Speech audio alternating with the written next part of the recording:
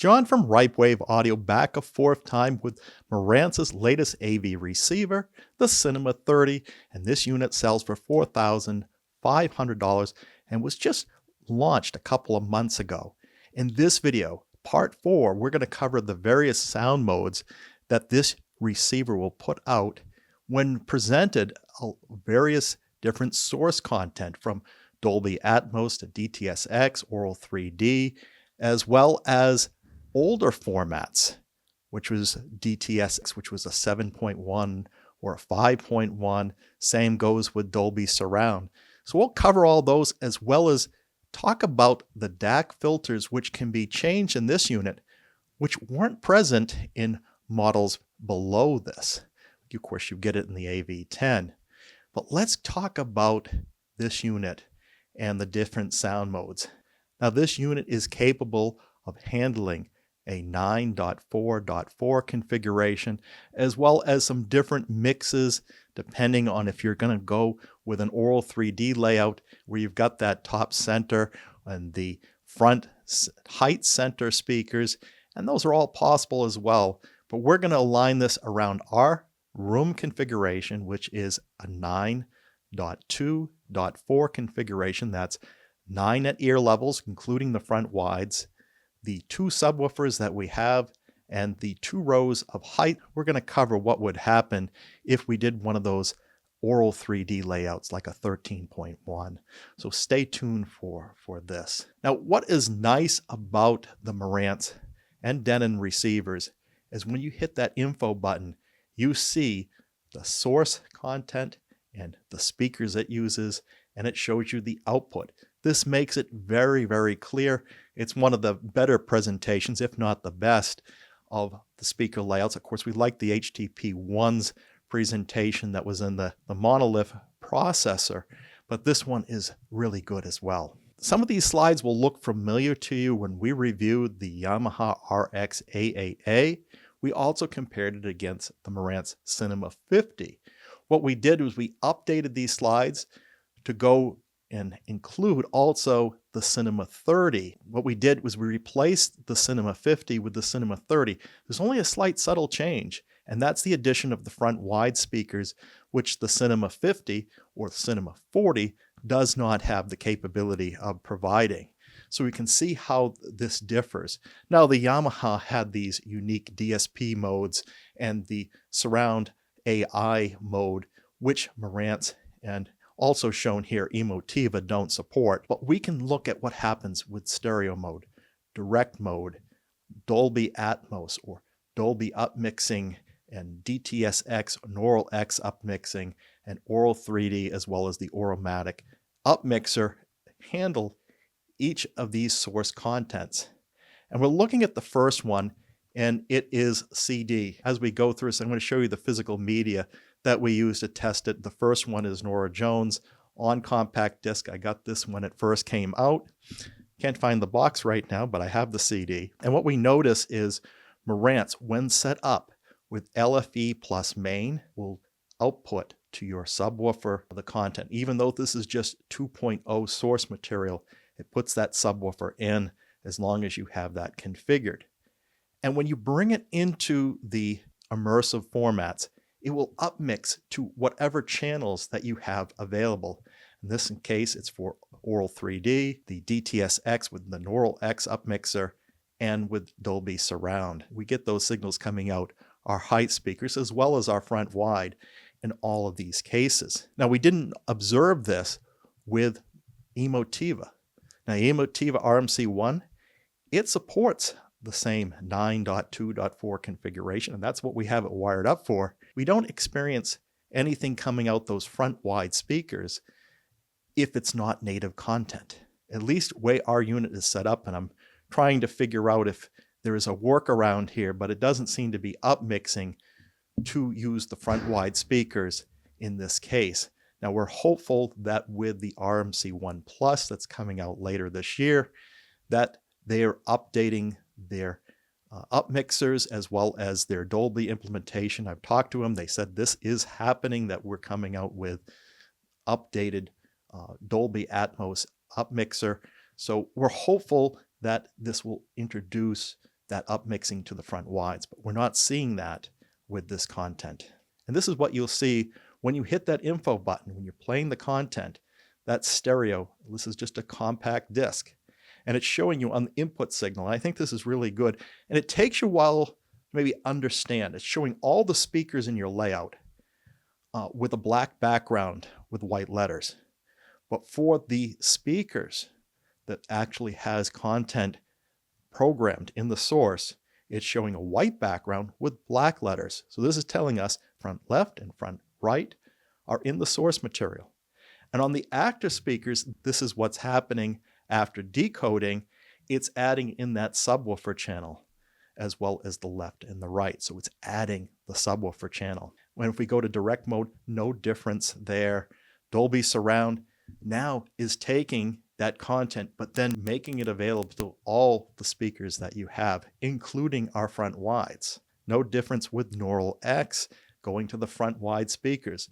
But if we set it to Aural 3D, which a lot of you like that Auro-matic upmixer, but be aware that it's not going to upmix to your front wide speakers. And we'll go through this. You'll see that this is pretty consistent for all the different source content. It's not going to use the front wide speakers, but it will use the surround back, and it really isn't a formal part of Aural 3D, although they introduced it in later editions, starting with 11.1 and 13.1, to make use of people's Dolby Atmos layouts. But they haven't brought in the front wides, even though they brought the front backs into the equation.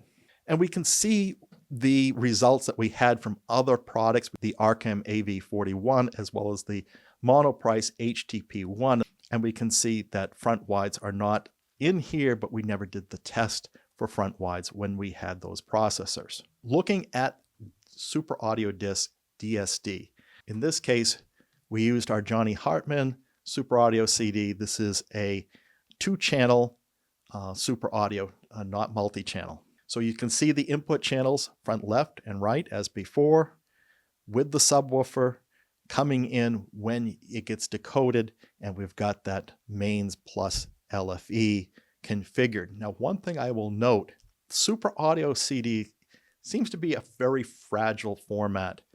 It often has trouble if you're not going direct from your player. In our case, it's a Sony UDP X1100ES ultra high definition Blu-ray player that supports Super Audio CDs. And if we do not route that directly to our receiver, to our processor, it may show up as PCM and not DSD audio. This is as it was showing when I didn't have a direct path and I was going through our splitter. And that works well for a lot of content, but it doesn't work well for Super Audio CDs. So I did a direct path, and then it did show up as DSD, as it should when we hit the info button. Then it gave us confidence. But we're still seeing the same active speaker layout on this. And if we go DSD direct, same channels, adding in that subwoofer. And if we go to Dolby Surround, we get all those speakers enabled. Again, all those speakers enabled, including the front wides. So Atmos and Neural X are doing the same thing. But again, Aural 3D is dropping the front wides in this case, but upmixing to everything else with the Auro-matic. Then we can see here quickly a recap of what we saw with the Arcam and the Monoprice. And I also had a test that we did with Integra, Pioneer, and Onkyo with this format, and you can see the results here. Those aren't supporting the front wide speakers. Now, if we go to multi-channel Super Audio CDs, and for that we used our Dark Side of the Moon Super Audio CD. This has been out for a while.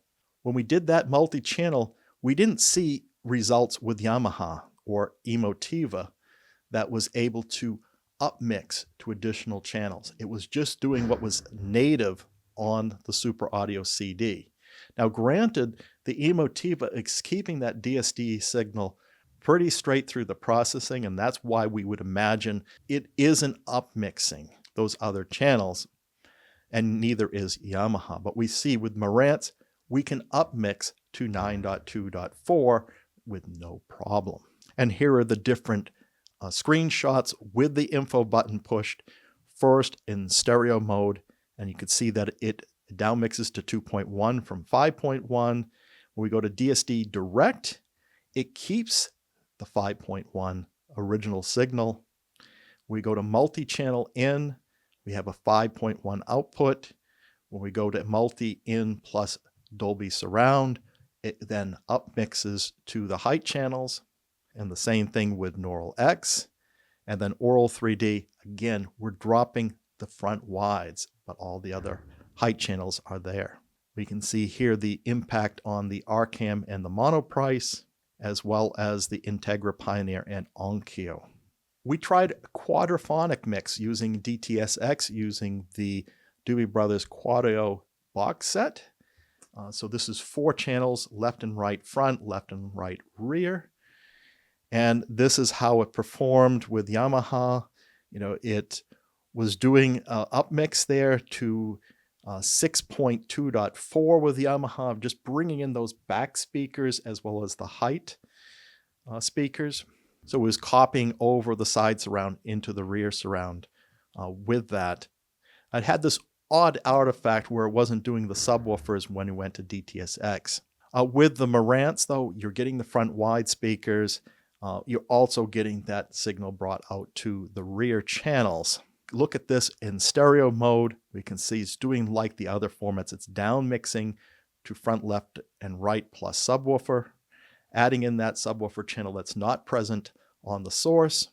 With the DTS playback, it's ending up with a 5 channel, so it's creating a center channel, and that center channel is not present on the source. If we look at DTS-HD plus Dolby Surround, it's bringing it now to the immersive channels, so it's making use of all the speakers, so it's filling in the whole story. If we now switch it to DTS-HD, we're seeing that it's adding the surround back, the subwoofer, and the center channel that isn't present in the source, but not going to the height channels or the front wides.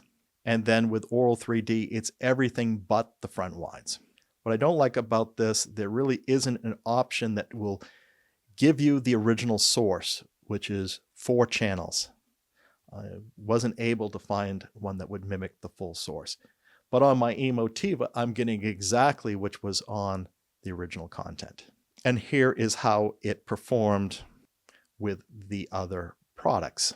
Let's take a look at Dolby Digital Plus with a 5.1 source. Again, it's upmixing, making use of those front wide speakers, something again that Emotiva is not doing, although it has the capability to output to front wide. It's requiring that source material has that content. And here we use the Super Mario Brothers. This is a new disc. You don't want to use the default audio channel because that's going to give you Aural 3D. But if you use one of the others like Spanish and French soundtracks, you can have it drop down to a 5.1 playback. And that's exactly what we did to test out a 5.1 source here with Dolby Audio. So you can see the input signal 5.1, and if it's set to stereo, we're getting front, left, and right plus subwoofer as expected. If you go to direct mode, you're getting the 5.1 as it is on the source. And if you do Dolby Audio, that's going to again match the source at 5.1. And if you go to Dolby Audio plus Dolby Surround, it brings it to those immersive channels. Neural X, the same thing. And Aural 3D, everything but the front wides. So you can see this consistency that happens on the decoding. And here's how it performed with the other products, the RCAM, the mono price. And now we looked at DTS-HD Master Audio with a 5.1 source.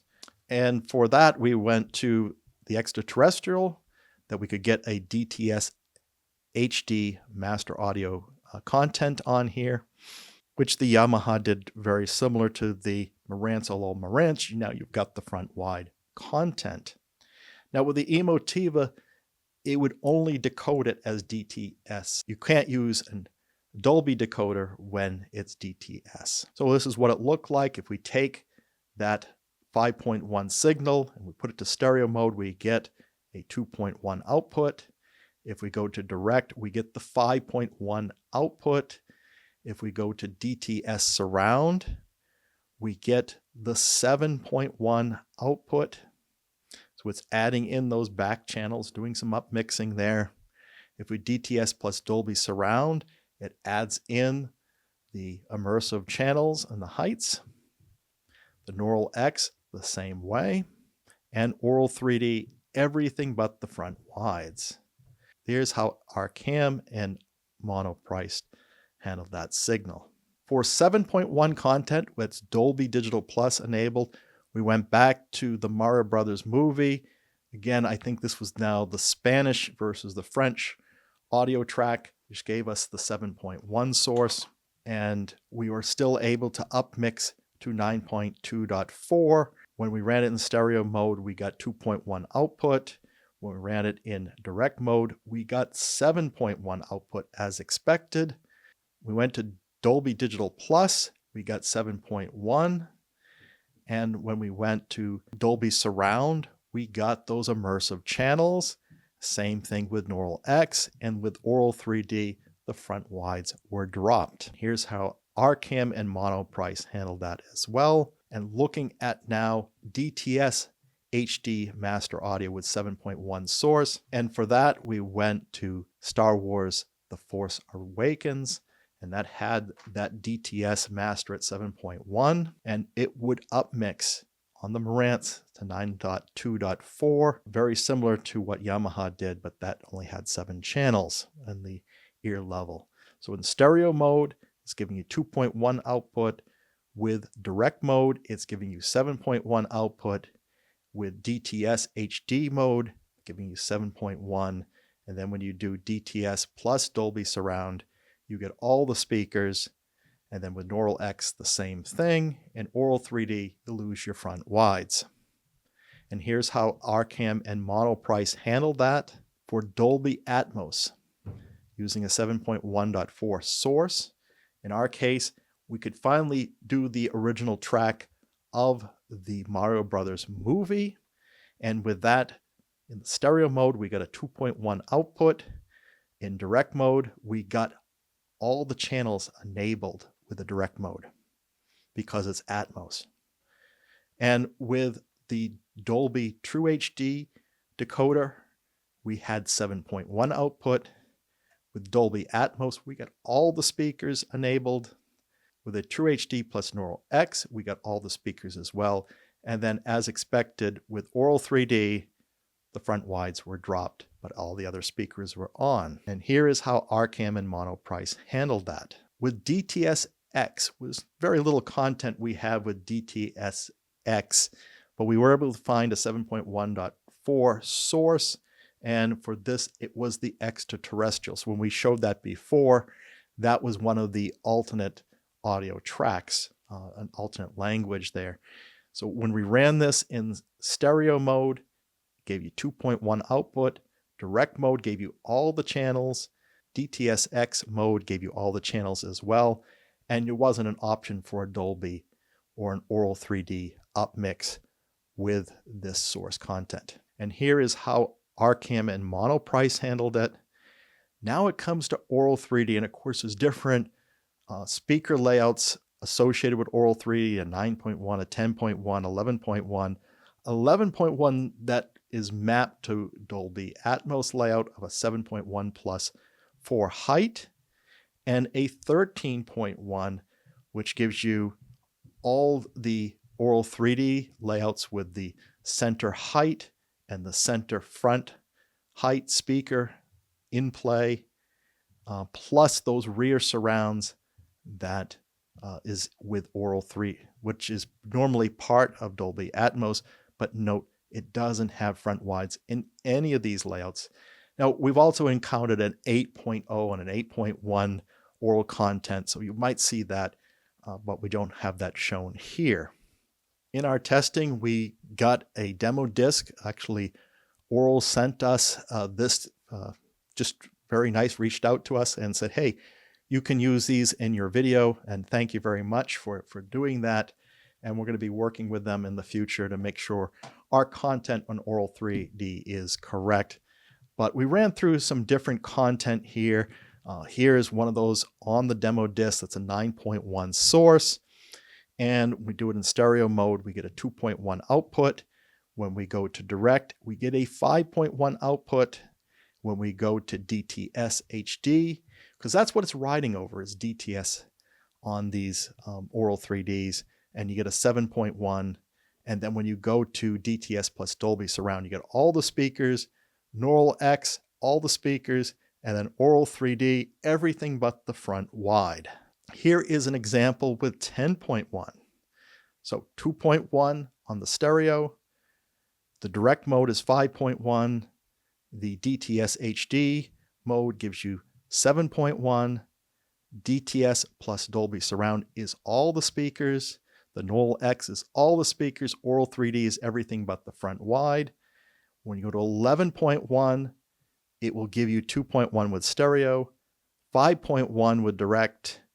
The DTS-HD gives you 7.1, and then adding in Dolby Surround to that gives you all the speakers. Same thing with Neural X, and then Aural 3D, interpreting the Aural 3D native content, drops the front wide, but everything else. Because Aural 3D has these other layouts, we reconfigured on our second speaker layout where we disabled front wides, because we know Aural 3D doesn't normally have that, which gave us extra channels to use for heights. So we could set it to 6 speakers on the height, and we had the front heights configured, no middle layer, but we get the top center because we can see in the grayed out area, they don't give you a choice. If you do it to 6 speakers and you have it, all these other things set up, it's automatically say you're going to use a top surround and a center height speaker. And it also doesn't give you a choice. You must use the rear height. And this is giving you a 13.1 Aural 3D standard layout. And with that setting, we ran back through that demo disc with that Rise of Guardians demo content. With the original speaker layout, that translated into a traditional 7.1.4 output with Aural 3D. And then when you go to the other speaker layout, that now translates and gives you a center height and a top surround speaker. So you're able to do that as well. Plus the 2 front and rear height speakers. I'll give you another example. So we have this George McCree disc, which is encoded with Aural 3D, pure audio disc. And we ran this through in the 9.1 Aural 3D. That blue button gives you a 2496 kilohertz output. So in Aural 3D mode, with our speaker layout 1, our 7.1.4, it's giving you everything but the front wides. We reconfigured the speakers for a traditional Aural 3D with the top surround and the center height speaker. Notice that the original content doesn't have a center height or a top surround speaker, but then it fills it in for you. You get that with the upmixing that's happening with Aural 3D. So if you have those speakers in those locations, that upmixer will make that happen. Here's some of the things that we observed with the Yamaha. Obviously, Emotiva doesn't have any Aural 3D support. And as well with the 9.1 with that George McCree, and then the Arcam and the Monoprice and how it handled the 9.1. There's one more thing I want to show you is the DAC filters. This is something that's added with the Cinema 30 on up. It's also in the AV10. So those are 2 products that have this option today. And it's the DAC filter selection. So if you go into the setup menu and select audio, go down to the last menu choice called DAC filter. Now, one of you have brought this up to my attention. I'm glad you did, because it was something I missed because I wasn't used to this option being in on a Marantz product. And we don't see it at all on the Denon. So even on the highest end Denon products, you don't have this DAC filter selection. So this is unique to Marantz. You go into the DAC filter and it's set to filter 1 by default. This is the standard Marantz, what they call signature sound, warmth sound with this filter. What is this doing? This is rolling off the high frequencies after 22,000 hertz, roughly around that. And by the time you hit 24,000 hertz, it's leveled up. So it's a pretty sharp decline, and then it's leveled off there. Of course, a lot of us can't hear up that high or have speakers that are even capable of reproducing these higher notes. But if you do have good ears and good speakers, you might be able to hear this difference a little more. But if you go to filter 2, this is a more natural roll-off. It starts happening at 22,000 hertz and eventually reaches its lowest setting at around 35,000 hertz, give or take. Other channels like Audioholics will actually show you the graph. They've done the measurements. I didn't want to steal their content here, but they're essentially showing this graph because they have the test equipment to do it. And they say, set this based off of your preference. A lot of us won't hear a lot of difference, but for those that have compared and have pretty sensitive ears, some of them even prefer the filter 2 with no Marantz special filter applied. So let you be the judge there on what filter to use, but at least you have this option to try it. And that's what I say, listen to it for a time on filter 1, then listen to the same content again with filter 2 and see if you like one more than the others. So what do you think of all these sound modes and how the Marantz Cinema 30 interprets them? I think it interprets them pretty well. It's really intuitive and how it's displaying them. I think you're getting what you expect out of them. You always have the choice of the native, what's on the disc versus an upmix. And that upmix could be limited to just the ear level speakers or also include the immersive speakers, with one exception, which I didn't think on the DSD Super Audio CDs with multi-channel, it was being faithful on that, whether that's a quad mix, that's particularly with that DTS mix that we had with the Doobie Brothers Quadio box set. But other than those special formats, you kind of had control of, do I want it as originally programmed on the disc? Do I want it to spread out to all my speakers? Or do I also want it to spread out to the immersive? And of course, the Auro 3D will do the same, but it will never do the front wide. So I wanted to bring that to your attention. What are your thoughts on this? I mean, I felt this is one of the more comprehensive, easiest to follow. And if you have the unique Auro 3D layouts, it's going to accommodate them. And not all processors and receivers that support Auro 3D accommodate the real Auro 3D up to 13.1 speaker layout. So your thoughts on this would be appreciated. If you enjoyed this video, please like and subscribe. If you want to take your involvement to the next level, we'd love to see you on our Patreon site at www.patreon.com/Ripewave. Of course, you can hit that one-time donation button by hitting that thanks button. Always appreciated, but it costs nothing to hit that bell notification to inform you when the next video is posted. Until then, keep evolving your audio experience.